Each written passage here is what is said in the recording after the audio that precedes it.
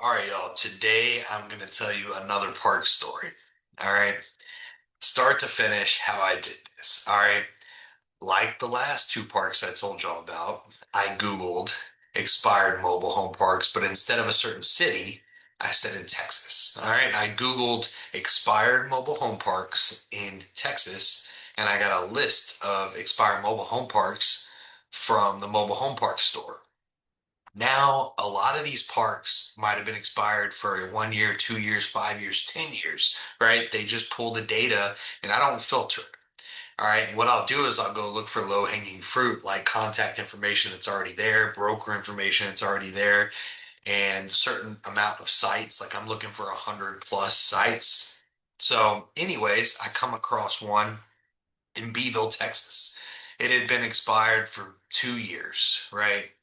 They wanted a buku of money, and it had city sewer, city water from what I saw, and it was like 140 spots. I was like, man, I got to get a hold of these people. So I gave them a call. I skip traced them, found out who owned it. All right, which I could do another podcast on teaching you that. Just let me know in the comments if it's something that you want to learn about, finding owners, business owners, contact information, all that stuff. That's easy to do, but we can go over it if you'd like. But anyways, found out who owned the park, gave them a call. They wanted like 2 million bucks, but there's only like 30 spots leased out of the 140, right? And I'm like, this isn't gonna work, right? Because like we've talked before, parks are evaluated on lot rent. All right, so you can imagine 30 spots. They were at like 300 and something a spot. But let's just say 400 for easy math. Let's just say easy math, they're making 10,000 a month, right? Well, 10,000 a month times 12 is 120,000. Run a 50% expense ratio, you're at 60,000 NOI, right? So I like to buy on a 10 cap. So divided by 10, that's $600,000 and they want like 2 million bucks. We're way far off. All right, so I just keep the conversation open though. Here's where a lot of people I think mess up. They're like, "Oh, screw that. You're too high," and they move on to the next lead.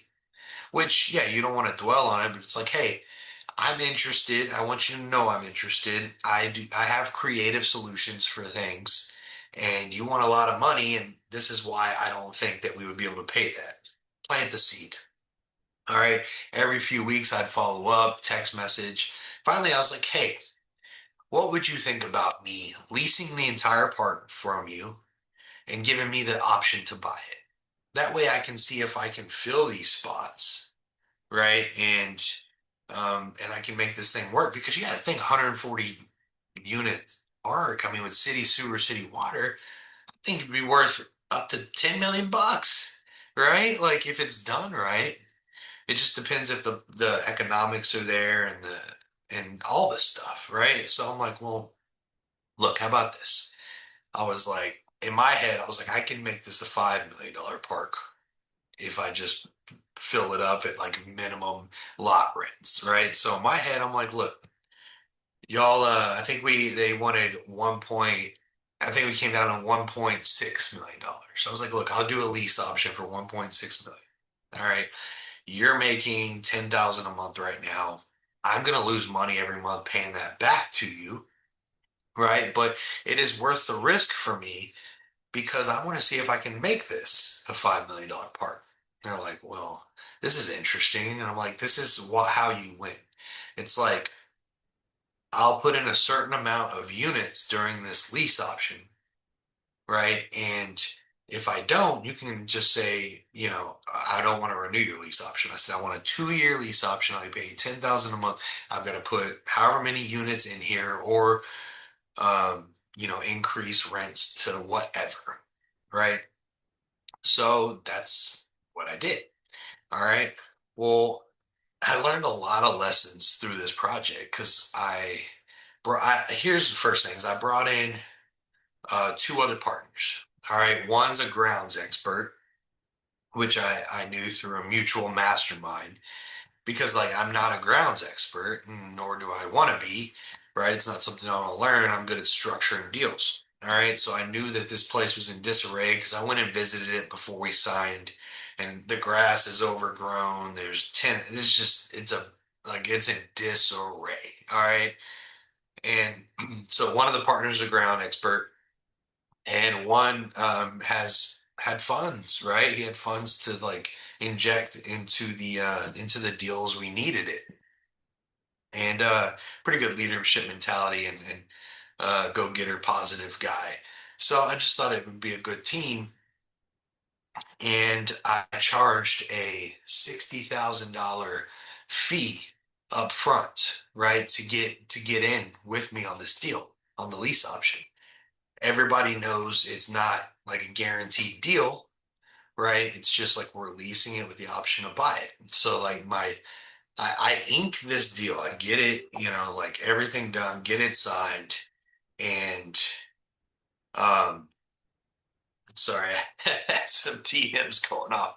But anyways, get this thing signed, get the partners out there, and I'm like, hey, if you want to get in with me on this, 60 grand, you can get in with me. We'll just split it. This is not a very for sure deal. I got a guy that's a money guy that'll inject this company that we're gonna make with some cash as we need it, because I know we're gonna need units. I got this grounds expert that can make sure, the grounds are good, the posts for the RVs, the mobile home parks, all the stuff. And um, I get it set up. So we go through this thing, and like the here's where I screwed up is I didn't get like I do now. I do like a lot of diligence as far as getting all the bills, talking to the city, which we'll do another episode on that. But I was just excited for the deal. It was a lease option. The owners weren't super charismatic about the deal, anyways. They didn't have their stuff together. Anyways, we get into this thing. The bills are super high, right? So I'm paying more than I thought I was going to. Um, the tenants aren't trained, like they don't pay on time, all the stuff. So like I've got a VA team that manages, so we had to train the tenants. We had to evict like 10 people out of there, which we ended up owning those homes. So it was cool because we just either rent them back or sell them on a rent to own, and we just do a rent to own on them, right? And I brought in some units. This was over a year period. Got this thing stabilized to where still losing money, but not as much money, but got it under control, stable, right? Brought in a few units. We own like 10 units now. All right.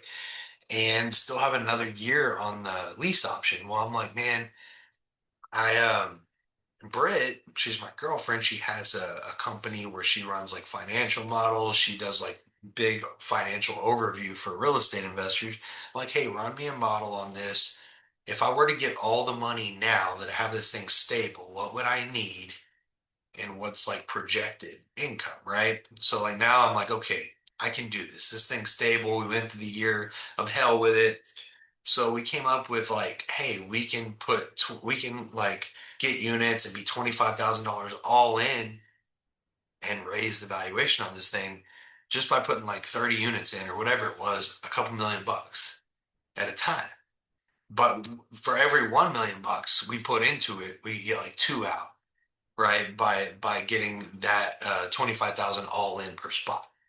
Anyways, I start pitching people. I know some people that would have the money and the interest in this, and one of them bites. Like, and I even told them up front.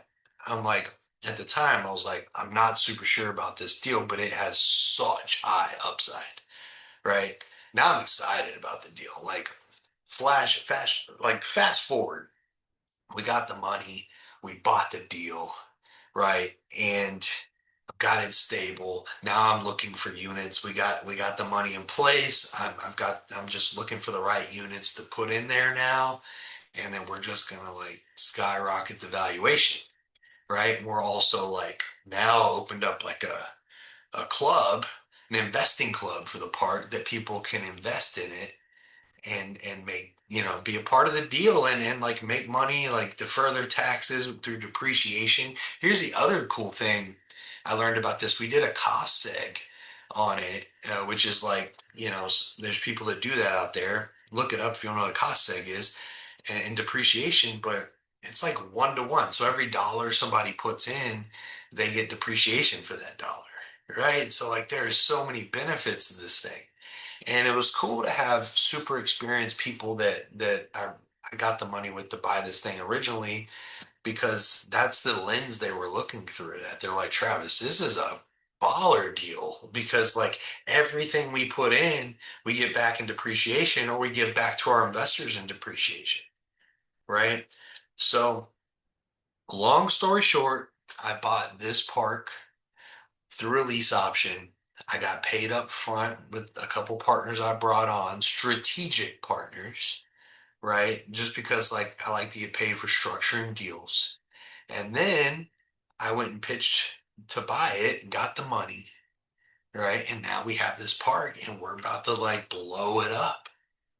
So I hope that helps you in your search for parks. If you have any questions, if you like this video, if you want more, click like. All right, subscribe to the channel, refer it. I'd love to keep doing these for you.